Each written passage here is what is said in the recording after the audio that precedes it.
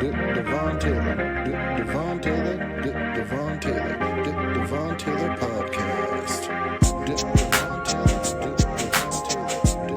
Taylor, Devon Taylor, Podcast. Hi guys, and welcome to another episode of the Devon Taylor Podcast. Today's episode, I thought I'd talk about something that's a little close to home, and it has to do with Black men in general and their healing patterns, and why Black men might be putting their emotional healing, intelligence, and health just kind of on the back burner. And I'm going to speak from my perspective first, and then I have videos that are just going to kind of drive my opinion home. First and foremost, I'd like to start off by saying, it's late, y'all. In the words of Nina Bobina Bofana Brown, it is late. I am trying to record this episode and stay awake. But I honestly, like I said, I just feel like this hits so home for me. So I thought I would get on here and just kind of talk about why we as Black men, or just men in general, we put our healing to the side. And it's not something that comes so easy to a lot of us. You know, I think a lot of us are conditioned in a lot of ways to treat healing as some kind of like nuisance, or like some kind of like extra task that we have to take on. But essentially, like, healing is the route to really truly finding yourself. But in the Black community specifically, because like I said, I can speak to being a Black man, there are a lot of roadblocks that hold us back from truly finding healing within ourselves. And the sad part about it is that it really starts with the community that we surround ourselves with. If you listen to last episode, you kind of heard what Vanessa was saying when she was saying, you know, she changed the people she was around because she wasn't really getting a lot of positivity. And honestly, that's what it really takes in any community, I feel like, to find the healing. But in Black communities, it's a lot harder to find yourself, or to really separate yourself from those areas or those people that really hold you back from becoming truly whole within yourself. For example, I wrote down some things that I wanted to kind of just hit on why it was hard for me to get into my healing journey. And even now, till this day, like, I find myself really struggling with healing, because when you try to break it down, what is healing? How do you truly define that? Because it means a lot of different things for a lot of different people. You know, like, healing can mean I'm not doing drugs, I'm not drinking, I'm living a sober lifestyle, while healing for others can mean connecting to source, God, whatever you may believe in, just getting more of a connection with spirit, and really just trying to find yourself in a place of just much higher thinking and higher vibration. So, like I said, it's so nuanced when it comes to healing and what it truly means. And it's person by person. Everyone has their own definition of healing. You know, I've worked with a lot of different practitioners to try to help with my healing process. And a lot of what we would always come back to is that my healing stemmed from childhood trauma. And, you know, a lot of us go through childhood trauma, whether we want to admit it or not, but it's something that's kind of ingrained in us. So I guess for me personally, when it comes to healing and understanding myself and being more aware of what's going on around me, like, I have to be able to look back at how I was treated as a child, because there were a lot of different things that affected my capacity to be able to heal even now as an adult. You know, I'm struggling in my relationship with my partner to be able to connect. You know, that's one of the reasons why we get into a lot of fights, is because he's been on his healing journey for years. And so it almost feels like I'm playing catch up, and there's just not a lot of grace that comes with that a lot of the times. And no fault to him, but more so just the society that we grow up in. There's so much stigma around healing and what it should look like, that even when he's trying to define it for me, I still feel lost because his interpretation is off. he's got his own patterns and his own things to work on, just like I do, and each person that is going through it. So one of the main things that I've noticed with just healing is just allowing people to have their own process versus trying to control that process. That that is something that can stem right into what I was going to talk about with the Black community with my points. One of the main reasons why I feel like it's really hard for us to Black men to find healing is because we don't have support or just the overall knowing about healing. So, like I said, my partner is the one that has been on his healing journey for a very long time. Okay. Way longer than I have, way longer than I've ever even known what healing was. And so when we met, he kind of introduced me to different modalities, different people, different practitioners that could help with the idea of healing. But it's so new to me that there are a lot of triggers that come with healing. There are a lot of insecurities that come with healing. And honestly, there's just like a lot of disbelief that comes with healing because not all the time I feel like I'm working with someone who truly understands what I've gone through. And there have been times where I've been in therapy before where, yeah, the therapist may be right in what they're saying, but there is so much, how do I say it without really like throwing anyone under the bus. Like there's judgment that comes with being a practitioner because one of the first things that she said to him or to me actually, and I don't want to say who it was specifically, was like, do you even want to be healed? Or like, do you want my services? And for me, someone that's like kind of new to the whole healing practice, I guess when you get to a certain point and a certain understanding of how healing happens differently for people, I don't know if that's the question I would have asked. But once again, everyone has their own way of healing. Another example is, he's a part of a healing community, and there was a little rift in the way I believed things were happening. And so I reached out to one of those practitioners and never got a response. To me, someone that is enlightened, someone that has more of a capacity to heal, wouldn't just leave someone in the dry.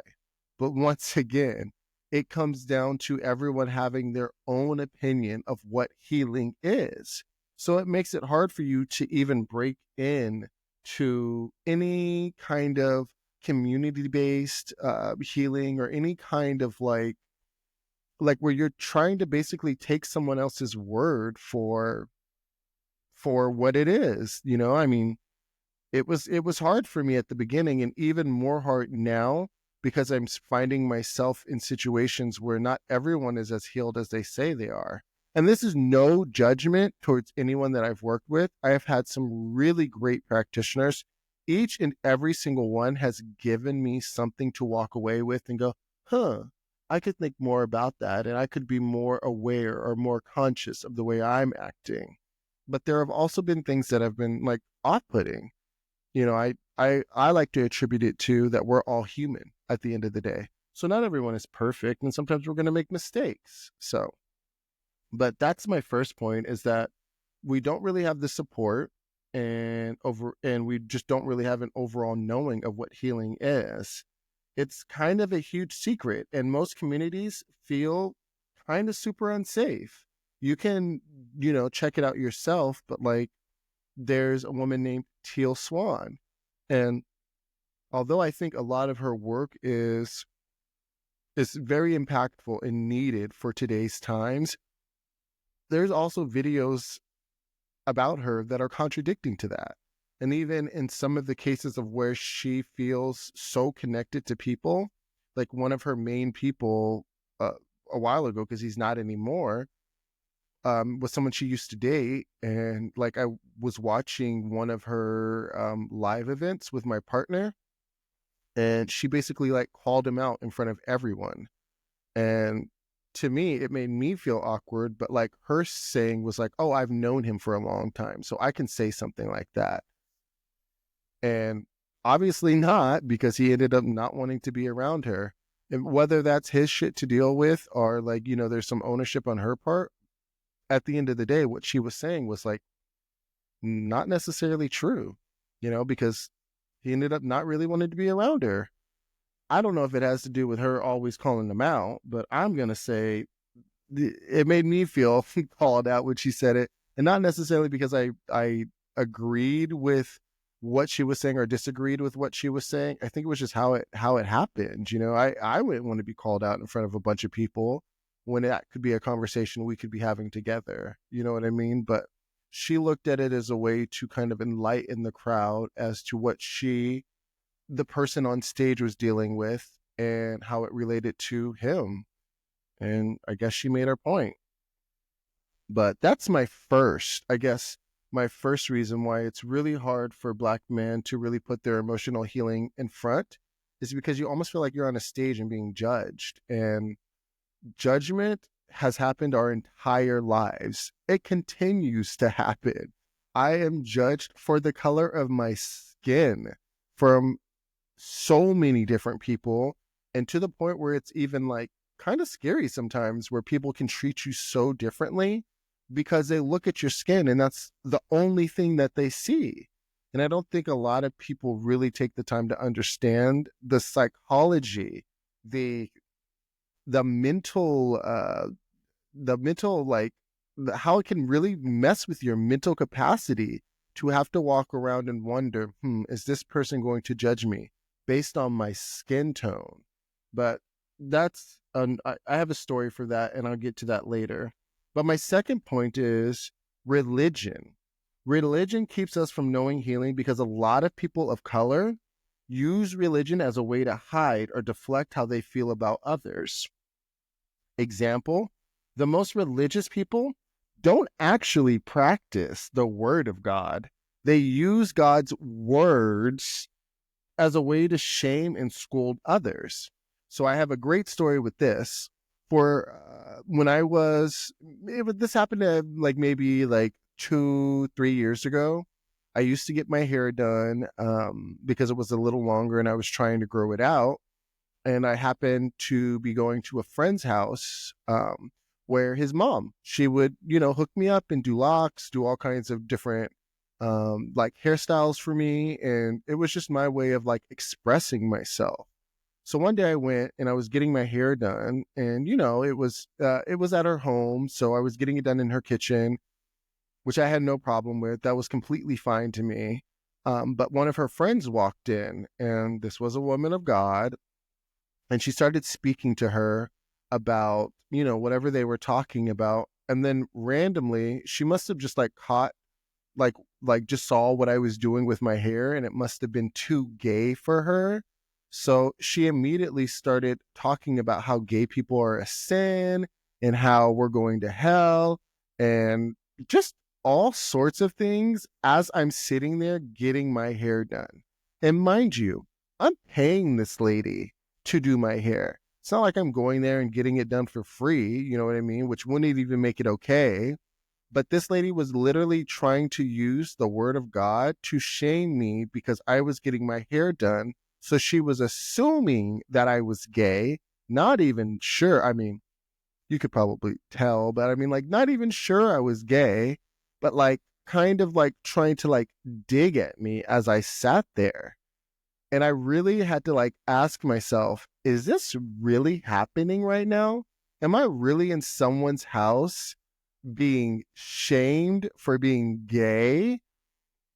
And I know that doesn't have to do specifically with me being Black, but just imagine, like, for me being a gay person and for me not coming out to that lady or never really having a conversation with my friend's mom about my sexuality, why did that lady feel so comfortable to throw out so many slurs, to try to make me feel uncomfortable and make me feel like I was going to hell? Like, why was that necessary in that moment to do it? But it's because there's so much shame that's built into religion that it was like she couldn't help herself but to make that comment. Like, yeah, you're gay and you're going to hell for it. And you're, this and that. And your hairstyle is the reason why you're gay. Like, it just became something so much bigger than what it had to be. And I feel like that's why a lot of Black men feel compelled not to follow the healing pattern, because we are shamed for just being ourselves. And like I said, I could walk down the street and feel so uncomfortable with who may look at me and who may race, try to say something based on my race. And that's because of things that have happened to me in the past. I was just sitting there getting my hair done, and I'm next thing you know, she's talking about how gay people are this and that. So that's how I feel like religion kind of holds us back from really getting into our power and finding the emotional intelligence to like do the healing that we need. We're not really supported as a community, like as a whole. Black people just don't support each other. There's so much tear down that happens. It's unreal. And then the last thing that I have is the healing process is not for the weak minded. It can be super hard to process, especially if you don't have a strong support system. Now, I say this because I have been in a lot of different communities, okay? Men groups, healing with my practitioners, even trying to heal with my partner. But the capacity to understand my process is so small. And none of these people, maybe except one practitioner that really, really understood my history and what I was going through, but she was also dating a man of color. She really understood like me and made me feel seen.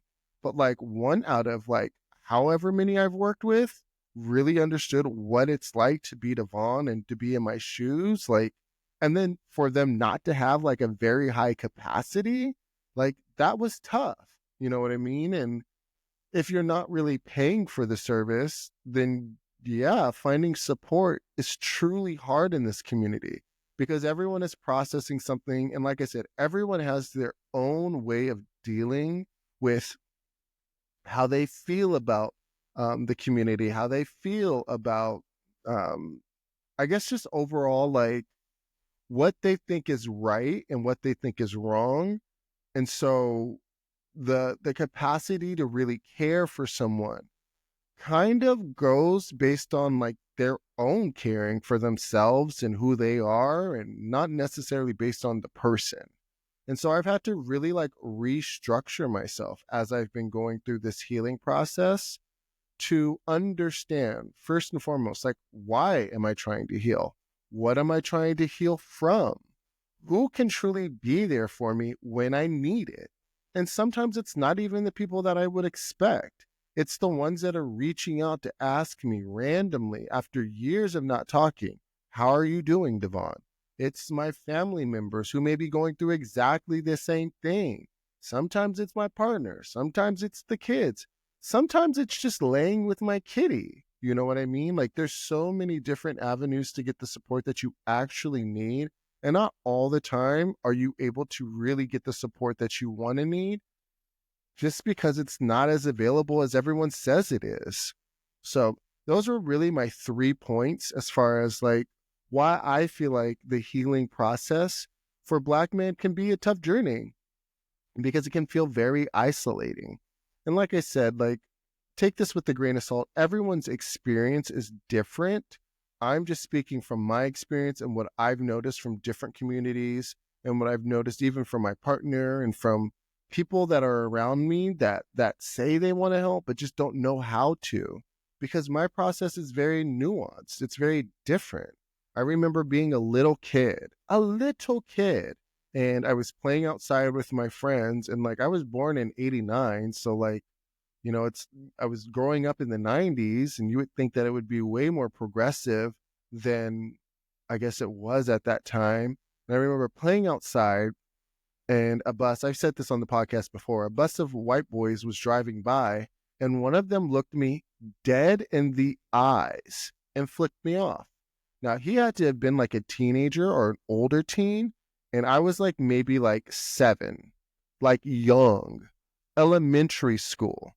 And so just to think about like the amount of hate that was being projected to me at such a young age that had to have changed the brain chemistry, the what's going on? Like, how can I even feel comfortable in my own skin, if that makes any sense? There was a lot to process and a lot to really think about at that age and not truly understand what was really going on, that I think for a long time it fragmented me, which I think you guys should look up. Fragmentation. Teal has a video on that. But anywho, I've had multiple instances like that throughout my life, even as an adult. I was in Palm Springs one time and happened to be at a bar with a mutual friend of mine who was Latino. And I used to see this a lot where Latino men and white men like almost like go hand in hand, where there would be like a pass for them. But like if I came into the picture, it was a whole different story. So this is just a quick story just to kind of give this disparity of like trying to find myself, but at the same time being surrounded by people that were like kind of like dark, and just having that energy placed on me and how it made it that much harder for me in my healing journey. But anywho, I remember we were at the club and we were having a great time kind of minding our own business, and then I remember getting tapped on my shoulder. I turned around and literally this white guy tells me, "You're too black to be in this club." Mind you, it's Palm Springs. So yeah, I was probably one of very few black men that were there. But to really ostracize me and make me feel like I shouldn't be here because of my skin. And I remember just responding to him with like, what? And he repeated it. Like he made sure I knew what he was saying. You're too black to be in this club. And just imagine like having to respond to that and having to really like come up with the rebuttal. I was so taken back that I didn't even have a rebuttal. I was just like, yeah, okay, whatever, and walked away. But honestly, that night, we were walking back to my friend's place and I was like bawling. I was crying because I couldn't even fathom that that was what was coming out of somebody's mouth. And to be quite honest, it was so hard to really register, even as an adult, because I couldn't believe someone was being so mean, for one. But like race now, like how is that even something that we're battling? Like people are still not over that. But that's just to kind of give an idea of being in different places, the black community, the white community, doesn't matter where you are. There are different people trying to basically make you feel bad for who you are. And it's really, really hard to find yourself sometimes. So, to really go with my point, I did get some videos on TikTok, made a collection, and we're going to sit here and watch and comment together to see what you guys think, to see if you guys can kind of give in an idea as to why the healing journey for the black man is so, so, so very hard. And honestly, so different than everybody else's, at least in my opinion. So, I got my snackies. This time I got my water, my Kangen water. And if you would like to know more about Kangen water, let me know. And we're going to watch some videos and we're going to get to the nitty gritty, guys.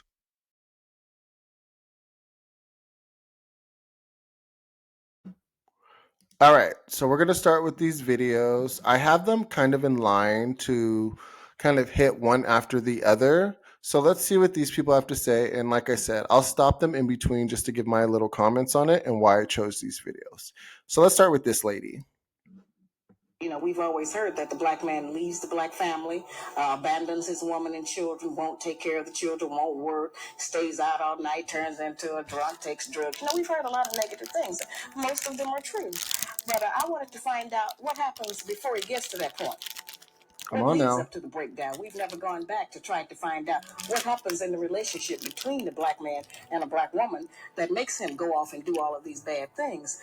To assume that this is just normal, natural behavior for black men would be to assume that he is naturally bad. And I do not believe that the man that God gave to us as a mate is a naturally bad person. And so I wanted to try to examine what goes on with him? What's his side of the story? Did a black man ask you to write this book? We've always heard that the black man. I love her point about how no one really asked. Like, we hear a lot about black men and how they do wrong or they do this or they do that. And I can say, even in my experience, there's a lot of shaming. There's not a lot of like, I understand where you're coming from, or let me try to like figure out how I can word this better. There's like an instant, like viral reaction when it comes to me disagreeing with some people sometimes. And I don't think there's a lot of like processing as like, this makes sense. How can I be a better person? Or how can I see it from his perspective? And I just love how she just said, like, what happened before the breakdown. And I think that's something to be studied, just in my opinion. I'm talking about my own mother stove. R.B., but my own mother stove. You feel me? Like I had to wake up one day in the league, one day in the summertime, and find out everybody was stealing from me down. Everybody from my financial advisor, from my mom, to everybody in my family, to everybody was. You dig what I'm saying? To the point where in the cut. To the point where I was faced with two evils. It's like, okay, do I let this go on and not tell them because this is my family, or do I cut them off and don't have no family? What was your decision? At first, I try to explain to them, but you can't explain $1 million problem to somebody ain't never seen tonight. Mm-hmm. I've been trying to find good people for so long. I'm tired, bro. I would say this. It's a 100%, bro. It's so okay to be tired. I got, you know what I'm saying?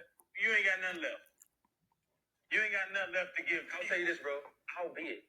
Like, whatever you need, dog. Like, you just want to talk. Like, I for sure can't hoop with you. I'll go out there and pass that hoe. Like, what we're saying is, bro, like, we want to be those people.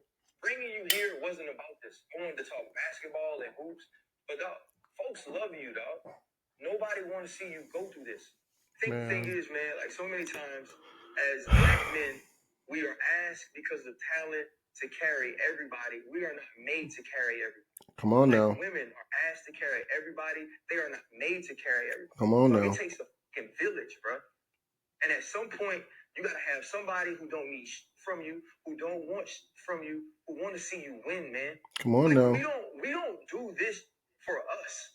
Yeah, like you want to build these things, but it's about these conversations. It's about bringing people on here and letting them tell their story. When Freddie said, man, you can tell your narrative, tell that, and I'll preach it too. What we saying is, man, don't give up. Like, you see how much that man is crying? Like, the amount of pressure that he feels trying to provide for his family and to find out that they're stealing from him. Like, speechless. It's so sad to me. And a lot of people don't realize that there's a lot of pressure put on black men, black women to just kind of like carry it all. You've got this. You're strong enough. You were built for this. Nah. We're humans too. And there's too much that's being put on our plate a lot. I want to read some of the comments. Someone said, this is what safe space built by and for black men is supposed to look like. I agree. I love how they allowed him to cry and said they had his back, and it was probably so hard for him to be so vulnerable that way. Someone said, this is sad. Family will do you worse than strangers. Sometimes it's sad and emotionally stressful for peace sake. You got to let some people go. I mean, honestly, that's what it be feeling like sometimes, is that there's not enough understanding. It just feels like we're judging just to judge. Someone says, I wish I could give him a hug, nothing in return, just a hug. Come on now. It's just really hard. And then someone said his family should be supporting him back, not just taking. I hope he finds his support structure. And I think that's what's really important is as Black men, even Black women, it's really, really important for us to find support. Not just people that feel like they're taking from us, but actual support. People that want to see us win, people that want to see us thrive, and not just when things are good, not when we just agree with them, but because that's what they want for us genuinely. Let's go to the next video. Bro, a lot of Black men don't have friends that they can really have deep conversations with, bro. No. And I didn't know that was a thing. Because with my bros, I'd be like, yo, I love you. Yeah. You feel me? Yo, bro, I need a hug. Yo, let's pull up tomorrow because I'm going through some things right now. God put me through some fire right now. Look, what's up, bro? I need y'all to pull up. I need a hug. I need us to sit down, eat. Let's talk a little bit. You feel me? We can have those conversations. We can cry in front of each other. We can chill. We can hug each other. We can embrace each other. And we can tell each other like, yo, bro, this is what I need from you. And it's not going to come off as, oh, bro, you gay. No homo. Pause. Right, you know what I'm saying? Right. Like, so I feel like a lot of Black men don't really have that and struggle. I'm stopping him right there because, yes, I do not have that. And this is no knock on any of my friends because I have friends, but I don't have friends like this. Where I can just call at any hour of the day and be like, I'm going through this. And some of it has to deal with my situation. I'm not going to just blame my friends or whatever. But I see way more white people like this in communities and groups that are uplifting each other, whether they're doing whatever they're doing, it doesn't matter. But I see way more of that, especially in the Latino community. I see way more uplifting amongst of themselves than I do see in the Black community, if ever at all. When it comes time for them to seek out support because they've never known how to. Yeah. You get what I'm saying? I know what you, because I've been blessed, me and my tight circle, we've been tight since high school. So 25 years and no real fallouts or nothing like that. And that's the thing too, is that I'm reconnecting with a lot of my friends that I've had throughout the years and people that I've met that are just genuinely my people. You know what I mean? Yeah, it's really hard to find those kind of friendships. And like I said, this is no knock on anyone that I know because I know good people and I have good friends. But the connection gets lost throughout the years. And especially when you're going through this journey of trying to find yourself and be more emotionally intelligent, a lot of people drop off when you start to go down that path. I'm going through a journey right now. I'm going to be super vulnerable. If you've made it this far in this video, I'm going to be super vulnerable. I'm going through a phase where I am becoming sober from drinking, sober from weed, even sober from smoking cigarettes. Those were my 3 vices for a really long time. And it took literally, and it's still taking so much willpower in myself to find solace in other things. Because I knew that wasn't the path that I wanted to be down or go down. And I knew for me personally, as a Black man, those were the three things that were going to kill me. Literally. I just lost my father. Shoot. I think it was February 24th is when he passed away. And I don't know exactly what it was, but I'm going to say I think he was a drinker. My mom drinks currently right now. My mom smokes cigarettes. And I just didn't want that to be my life, especially when I have the 4 kids looking up to me. And there's a lot of pressure that comes with that. Trust and believe. Not even going to speak to that, but there's a lot of pressure that comes with those 4 kids that I knew within myself that I just wanted to be a better version of myself, not just for them, but for me too. And I want to be able to grow old and be happy about the decisions I made. And not only that, be happy that I was able to be a good influence for them. But it's not easy. It's really, really hard. Let's read some of the comments. Someone said, y'all need a better circle. I have a lot of boys, but only a few friends. I can talk to my friends about anything. But mind you, this person that's commenting looks like he may be Latino. So yeah, that makes sense. You probably do have a lot of friends and boys and whatnot. It's not the case for a lot of Black men. Someone said, very true, unfortunately. I can testify the struggle is real. Someone that understands. It's hard out here. Someone said, I'm the one people come to, but I can't go to no one. LOL. It's so true. It's so sad, but it's so very true. That's how I feel with a lot of the people that I have become friends with. Like they can come to me no problem, but I don't know. Like, don't get me wrong, I have a few of my friends that I can, and shout out to the ones that I can come to, and you guys are there for me. But that's not how it always is. You know what I mean? And I hope everyone is not feeling like, oh, he's being a pity party, la la la. No, this is a real struggle for Black men. Like finding friends, getting into the emotional intelligent healing part of life, like, and feeling like it's beneficial. Like this is a struggle for us because the people that are surrounding us sometimes are not the ones that are literally looking out for us. So it feels hard. Like who would thrive in an environment where literally everyone around you is making it harder? Like, ask yourselves. All right, let's watch the next video. Like I was drowning, but nobody knew I was drowning. The only way people were going to realize that I was, okay. Yeah, it's touchy for me because I haven't shared it with anybody. I said the only way people were going to realize that I was drowning is if I completely drowned. And I can't say anything to anybody because I got to make sure you're fixed. I got to make sure you're good. I got to make sure everybody's good.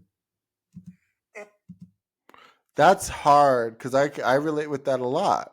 Because I'll go back to the point with the kids is like, with the kids, I've got to take care of them. I've got to take them to school. I've got to take them to dentist appointments. I've got to take them to therapy. I've got to take them to this. I've got to take them to that. I've got to make sure they're good. And then on top of that, my responsibilities don't stop there because I've got to be the one that's financially providing for my home. I've got to be the one that's making sure my car is all up to date. I've got to be the one to check myself to make sure I'm not projecting on them. I've got to be the one that's doing this for the cats, for the dogs, this, that. Like, it's a lot of pressure. And the majority of the time, I feel like I'm drowning. But can I say that?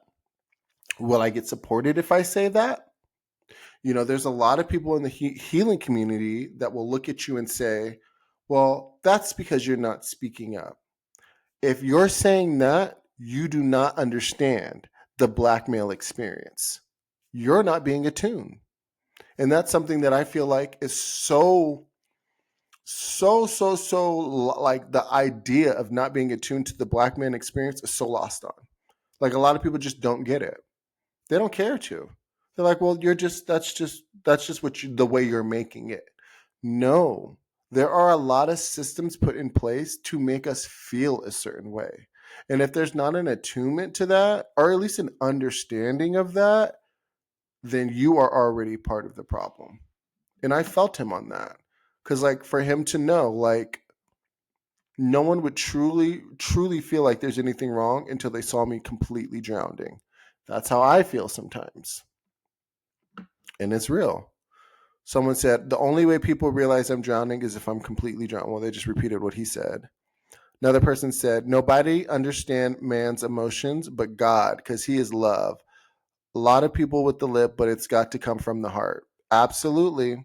So many people speak about understanding and wanting to be an ally, but a lot of that is not really like heart-centered. That's just coming out of your mouth. And I've always said actions speak louder than words. Let's see if anyone else had a good comment. Someone said, I'm going through the same thing. Wow. A Black man. Go figure. Yep. Even if you drown, they don't care. They just still need. Until you're dead, then they say, I missed out so much. Pay attention at funerals. Now, I haven't been to a lot of funerals, but that's sad to say. Like they're literally saying people don't care when you're drowning. They just need what they need from you. And then once you're dead, then they say, oh, I missed out. That's sad. Let's go to the next video. This video made me sad. when you you're supposed to just deal with it. We told her just, your grandma used to spank you and say, I'm gonna give you something to cry about. You better stop crying. We just grew up that way, and I just started to realize this sense of freedom when I was able to identify it and start dealing with it head on. And each block that I chipped away, I was just like, damn, I feel better. So right. This was Jeezy on a different, I think it's on the Forbes New Money podcast. He said something so profound. I love this clip. We are told to just basically deal with our emotions, not seek help, not go to therapy, not work in communities, like deal with it. And like he said, like, even our parents, our grandmas, our moms, our providers would say things like, you better stop crying. I see it a lot. I see it so much even now with my nephews and like their moms, like, not to call you guys out, but like my nephews are treated so much differently than my nieces. Like the nephews are like literally not allowed to cry. Like their moms tell them, like, you're not supposed to be crying. Stop crying. And like that is such a human response. But we're literally taught at such a young age not to have a human response. How can that be beneficial for us in the long run? And knowing that, a lot of people know that, how can they not understand what we are going through?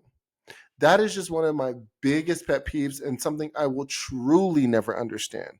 Like, it's been said, it's been known that Black men have been told not to cry, not to have feelings, not to be human. And for whatever reason, that is not taken into consideration when it comes to the healing journey, or at least from my experience. And like I've said, I've had maybe one therapist that truly understood, like, yeah, your experience is way different than mine, way different than most people's, because of all of the stigmatization that comes with it. I don't even know if I said that word right, but everything that comes with being a Black man. Like, I'm still scared till this day when a police officer pulls up behind me while I'm driving. And I've got insurance. My car tags are paid up to date. I don't have anything in my car to be worth being pulled over. But still, I'm terrified because a part of me feels like I could lose my life in a second if that officer or if somebody just didn't like my skin tone. Is that what everyone else is living with? Is everyone else living with that type of fear? And then some people, like, I've seen people just be so kind of like nonchalant about, well, then take your power back. I want to see you go through the experiences that I've been through as a Black man, and you take your power back. I want to see you put yourself exactly in my shoes. Actually, I want to see you be reincarnated into a Black man so that you could truly understand the Black man experience. And that's what I think really happens. Maybe this is the life where, I'm experiencing what a Black man goes through because I didn't have the understanding before. I don't know. Food for thought. Next video. Oh, bro. Oh, Like I was here we Over go. the weekend, I experienced a conversation that was very difficult to have. I reached out to my father, and after 37 years of being on this earth, this planet, this world, told him that I was gay. It was a hard conversation to have. I remember my inner child started to ball up right before the moment that I was about to tell him. But I overheard my higher self explaining to me in that moment, you got this. You've been doing the work. You've been healing. You're also being tested in this moment right now. You will prevail. And I took a deep breath and I said, Dad, I'm gay. And in that moment, he responded back to me and he told me that nothing will ever change and that he still loves me, and that it takes a man to speak up. He knew in that moment that that was a really, really hard thing for me to explain to him for themselves in a situation that is difficult. And in that moment, that meant the world to me, man. That meant the world to me. My mother passed away unexpectedly 2021. This was a conversation that I wasn't able to have with her. Well, as she was aware of it, the words "I'm gay" were never said to her. I remember reaching out to my grandma, who knows of my sexuality, that I wanted to have this conversation with her. She kept saying, "Sweetheart, she knows, she knows." Yeah, I get that. I mean, look at me. But it was important that I gave her the same amount of respect like I gave my father, to express to her that I was gay. And I missed out on that opportunity. You know, you only get two parents in this world. I'll be damned if I create a non-existing relationship with those who have created me, which is why it was important I give my father the respect as a man to tell him who it is that I am. I'm in a space right now where I found that the only person that was holding me back was myself. And I'm not doing that anymore. Where I'm headed, I've been called to serve a greater purpose, be a leader. So it's important that not only am I honest with myself, but I'm honest with my family. My manifestations have changed. My desires have changed. I don't want to hide versions of myself. I'm not doing that shit anymore. If I'm going to lead, it's important that I lead with transparency, honesty, integrity, not just for the world, or importantly for myself. The healing journey has allowed me to tap into triggers and versions of myself that have been holding me back. I'm very happy that I am in a space to face them head on. I'm shedding. I find myself entering this new cycle freer than I've ever been, which is why I'm always filled with joy and gratitude. I'm freeing myself of generational curses, breaking chains.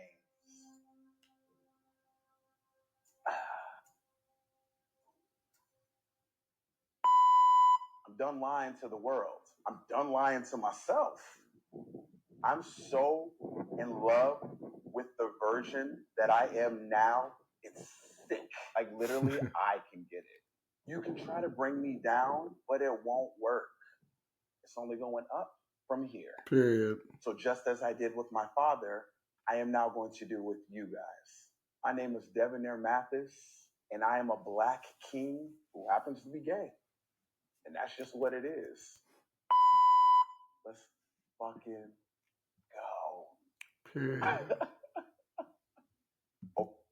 I feel so proud of him because I can totally relate on the telling one parent and not the other, because I told my mom when I was 18, and she had the same response as his father: nothing will ever change. I'm going to love you no matter what. I kind of always know, blah blah blah. And so that conversation went kind of like better than expected, but like I never really got to talk to my dad about it. And you know, my dad is estranged from me, so I never really knew him throughout my life. And I want to say when I was like 32, he finally started reaching out to me and wanting to have a connection with me. And I found myself kind of like hesitant to tell him that I was gay, because there was a part of me that felt like he wouldn't accept me. And, you know, shortly before we started talking, we stopped talking. And years pass, and then I found out that he's passed away. And so kind of like his situation, like I never got to really express to my dad who I truly was. But there was a part of me that never felt comfortable to do that with my second parent. But I relate to him. I'm getting to a point where I'm like more in love with myself, and loving the direction that I'm going in, even though it is hard sometimes to find the confidence within to keep going, or to feel like I'm on the right path. I feel very proud of myself for who I'm becoming in the direction that I am, you know, constantly trying to find myself in. I want to read some of his comments just to see what other people thought. Someone said, "You've inspired me to have that talk with my mom that I am no longer a Christian. I need to be free to be me, and your video has given me confidence," I say. Hmm. Someone said, "Parents make it so hard for us to tell the truth." Sometimes, yeah. I mean, like I said, I didn't feel like he would have been receptive. Um, and we didn't really even get to know each other. And I think that's even more sad. And then someone said, "He probably knew, but that was nice what he said to you." Yeah, talking about his dad knowing that he was gay. Yeah, probably. Who knows? Someone said, "I had a feeling it was going to turn out good for you. I'm so happy for you and the respect you received from your dad." He said, "I received this. Thank you so much." Yeah, just kind words from a lot of people. "I love that you told your truth and it was respect that you were delivering. I love that for you and your dad." Mm. Yeah, he deserved that. Good job. Good dog. His name was, I love his name, Devon, Devonair, Devonair Mathis. That's a nice name. Very close to mine. All right, let's go to the next video. These are things to do for self-healing, men edition. Not enough guys are talking about this, but as a guy who's done a lot of self-healing, these are the things that actually work for me, so I hope they're going to work for you too. The first thing to do, this is always the first thing, is to become aware of your thoughts and feelings. I know, I get it. It sounds so simple. It almost sounds like a cliche, but it's extremely helpful when you understand what's going on inside of here, and you can start to kind of unveil the puzzle pieces. You can start to figure out, oh, I guess I can see why I act like that. Or, yeah, maybe I guess that's maybe where my anger comes from. So the more aware you are of your thoughts and feelings, the better you're going to be at your self-healing journey. Now, the next thing to do is to pair that awareness with some knowledge. You need some education. There's a million amazing books out there. I could recommend so many, but the one that I always recommend to men is called The Way of the Superior Man. It gives you a very, very good sense of what it's like to be a really strong man in this world. And I think for men especially, there's so much healing and talk and podcasts and knowledge that are more geared towards women. Not that it can't work for you, but it really helps to have a male voice behind the actual content. So now thing number 3 is to actually start journaling, and not like the Dear Diary type, but there's actually 2 types of journaling that I recommend. The first one is literally called word vomiting. It's when you just write down pen to paper all the crazy thoughts that you have going on inside your head. It's not meant to make sense. It's not meant to even be read again or be shared with anyone. The whole purpose is to get those crazy thoughts out of your head so that you feel a bit of like a relief when you let them out. But the second one, this is the one that I do that's a lot more common, is to actually have a conversation with yourself. And when you have anxiety or anger or frustrations come up, have a conversation with yourself in your journal about what's going on and start to ask yourself, where's that coming from? Reflection. Why do I feel that way? The reason why I recommend it is you will be amazed at how many answers you can actually get yourself instead of seeking from someone else. You actually have a lot more answers than you think you do. And I actually have a free 3-day mini course on how to be a more masculine man. I feel like that's such a huge part of the self-healing journey of a man. And 3,000 guys have gone through it. It's an amazing course. It's totally free. You can check it out. The link is in my profile. And if you do these 3 things I talked about in this video, plus get the course, dude, you're going to be doing amazing. Yeah. So the reason, I know he's not a black man, but the reason why I chose to put his video in the mix of this is, for one, I just wanted to point out the fact that he's talking about self-healing and different things that you can do. With that being said, like, just the amount of views and likes that he has opposed to a lot of the black men that I was showing you is vastly different. Like, he's got 18,000 likes on this one video, whereas like the last video only had like 1,000, or not 1,000, like 3,000. I'll give him more, or give or take. And it's just that, just I wanted to show the disparity between like black healing and how it's supported versus like any other man that's healing and seeking support. Like, it's so vastly different, and on so many levels. Like, even the support level is different. But he was saying some good things, so I thought it would be really good for us to hear, like, towards the end of this video, things we can be doing to help try to like find better healing modalities to help us. Now, I've heard, like, when he was talking about the journaling, I've heard and this is just what I've heard through communities and people that speak on healing, that journaling just to journal is not necessarily a good way to do it. Just like going to the gym just to go to the gym is not like a necessary, like a way to heal. But when you're doing a reflective journaling, meaning like when you're writing something down, but then trying to reflect on whatever you wrote down, like that's a great way to find healing in this crazy world of processing, because there's not, it's not easy. There's not one right way to do it. But, I just thought that what he said was pretty interesting. Someone said started reading, journaling, therapy, drinking less, being aware of my feelings and crying when I need to. Yeah, those are great ways. Someone said, what if everyone in my life refutes and rejects my thoughts and feelings? But no replies. Someone said meditation, journaling, all have been insane at unveiling the puzzle pieces. Yeah, just good ways to try to really like find yourself and try to get like to a point of like better healing. But I feel like people are like, one of my main things is that like the healing communities and the healing journey is so judged because everyone believes they have the right way to do it, that there's not a lot of like grace with it. And so that's honestly why I've been like in a mode of like, all right, what feels right to you, Devon? What feels like the path you should be taking? And like honestly, I did a poll to see which episode or like what I should be doing for the next episode. This one was the most liked topic, but it was already what I felt like called to do. This is what I knew deep inside of me I needed to hit this topic, because there's just too many people that don't understand my experience but want to help in ways that are like great, but not really revealing to who I am as a person. Because the black, and I'll throw in the gay experience is a very nuanced one and not one that everyone is going to understand. Let's see if we have another video. So you say you want to love yourself. You said that you want to go on the journey of self-love because you are tired of not loving yourself. Let me warn you. This is not an easy path to walk. Loving yourself means disconnecting yourself from situations, circumstances, friendships, family members, whatever it is that doesn't serve you. Loving yourself literally means that you must be willing to make the hard choice to protect the boundary and to protect yourself. That's not easy. When you love yourself, you're not developing a cockiness that you could do whatever and you just don't have no feelings. So I hope you're not thinking that, because you're going to feel every single inch of loving yourself. It's not always peaches and cream. Sometimes it's tears and thunderstorms.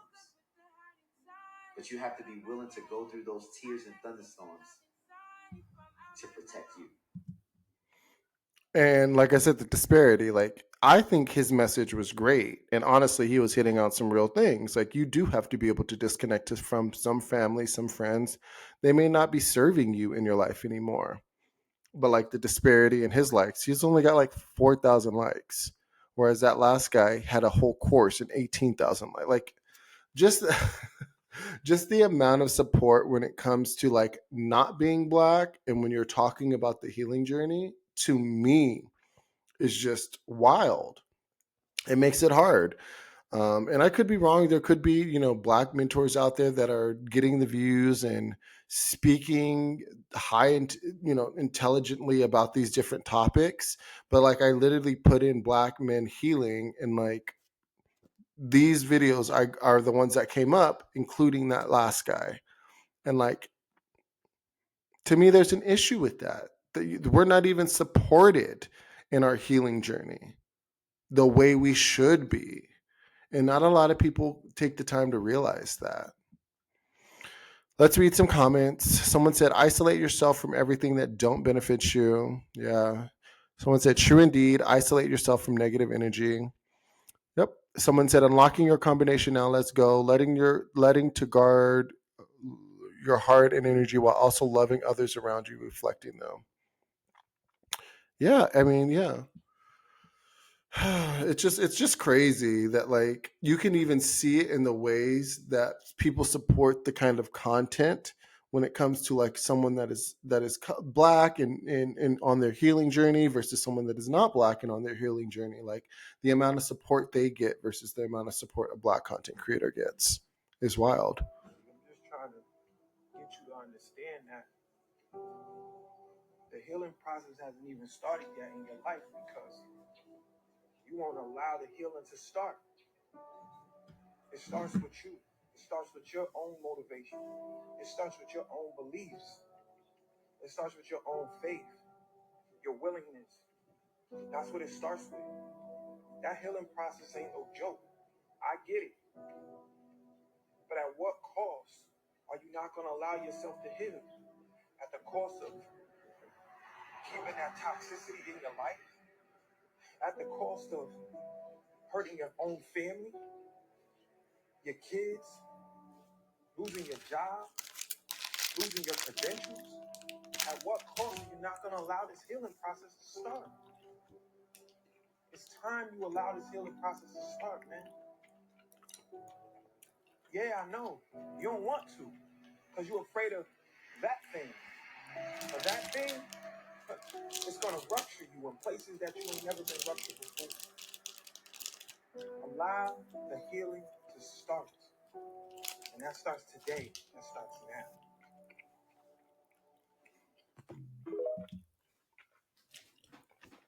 Same thing. He's got 131 likes, 3 comments, and he's speaking facts. Yep, the healing journey must start, but the healing journey is hard. We're not very supported. Accountability is still the key, right? Like when you have to own up to your own demons and the things that you've done, like it's your fault. I can't blame anybody else because now I know why I did the things. And if I repeated the things once I know now, it's my fault. I can't blame my circumstance or my situation or my family or anything. Because again, that story we tell ourselves is the one that we've been rocking with. So you can easily just hide behind your BS because you was telling yourself that story that it's other people's fault. But now that story you was telling, that's 10-year-old story, bro. It's your fault now. Yeah. Because now that you know that it's because of these things and you don't do anything about it, it's no longer their fault. That mistake happened once. You know better now. Who you gonna blame now? When you in that same situation, you didn't change it. You know 5 + 5 is 10. You keep writing 11 on the paper. That's your fault. That's your fault. You take accountability for that. And that was hard for me. Those lessons learned, like, all right, you've gone through this. You know better now. You're educated on some of these things. You may not be perfect, but you're still learning. You're making that mistake. So that was the hardest thing. And now, daily, I say those things to myself. All right, today. And I don't want to keep bringing this point up, but yeah, once again, he has 844 likes and 6 comments. And literally, their whole thing is about trying to help black men and helping us heal. Let me come back on this screen.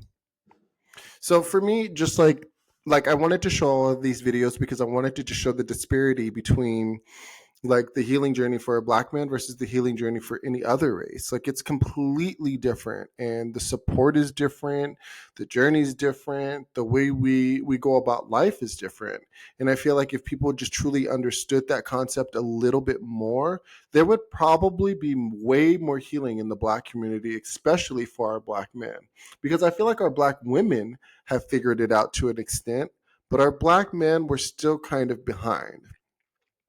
So I just hope that this video finds the right person. I hope that you guys are in support of healing no matter what color you are, and can truly see mama can truly see how it's different for us and how it can be a little bit hard because within our own community we struggle to find the support that we need. So if you know of any, or if you have any black friends, or if you know of any black men, reach out, see how they're doing, give them support. Know that this is a journey that more than likely they're feeling like they have to do on their own. And we should not be doing this on our own.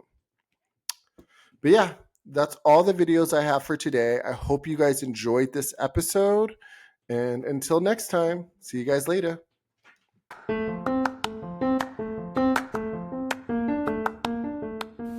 Hey guys, it's Icarus here. And Amelia. And I'm here to tell you if you'd like to join our brand new adventure.